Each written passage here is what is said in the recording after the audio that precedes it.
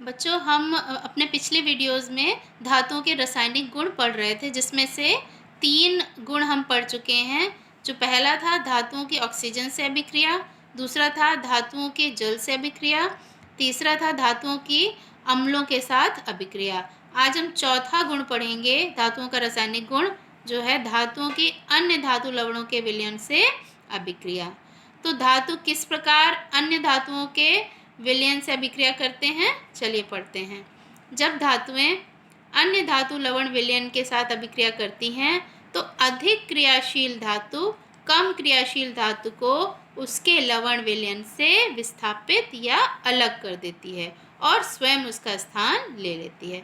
बच्चों, केमिस्ट्री के first chapter में रासायनिक अभिक्रियाओं एवं समीकरण में हमने रासायनिक अभिक्रियाओं के प्रकार में विस्थापन अभिक्रिया पढ़ी थी, जिसमें जो अधिक क्रियाशील तत्व होता है वो कम क्रियाशील तत्व को उसके विलयन से विस्थापित कर देता है। तो यहाँ पर भी वही होगा।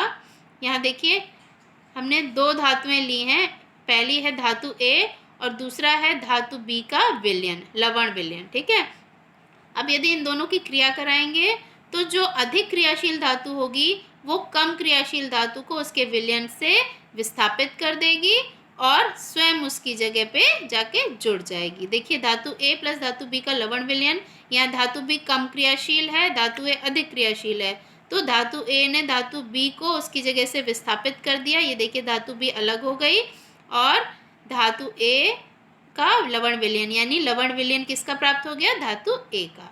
अब इसको हम उदाहरण से समझेंगे। धातु के A के स्थान पर हमने लिया है आयरन धातु Fe और धातु B का लवण विलयन के स्थान पर हमने लिया है कॉपर सल्फेट का विलयन। कॉपर भी धातु है और उसका विलयन किसके साथ है, सल्फेट के साथ, कॉपर सल्फेट। ठीक है, अब यहाँ पर देखिए क्या होता है, जो आयरन है वो कॉपर को विस्थापित कर देता है इस विलयन से, कॉपर धातु अलग हो गया। ठीक है, ये अलग हो गया और कॉपर के स्थान पर खुद जाकर आयरन सल्फेट बना लेता है।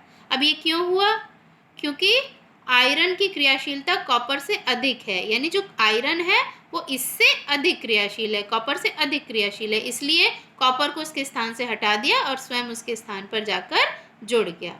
अब ये कैसे पता करें कि कौन सी धातु अधिक क्रियाशील है और कौन सी कम क्रियाशील है, तो इसके लिए बच्चों सक्रियता श्रेणी हम पढ़ेंगे, जिसमें ज़्यादातर धातुओं का पता चलेगा कि कौन सी धातु अधिक क्रियाशील है, कौन सी मध्यम क्रियाशील है और कौन सी कम क्रियाशील है।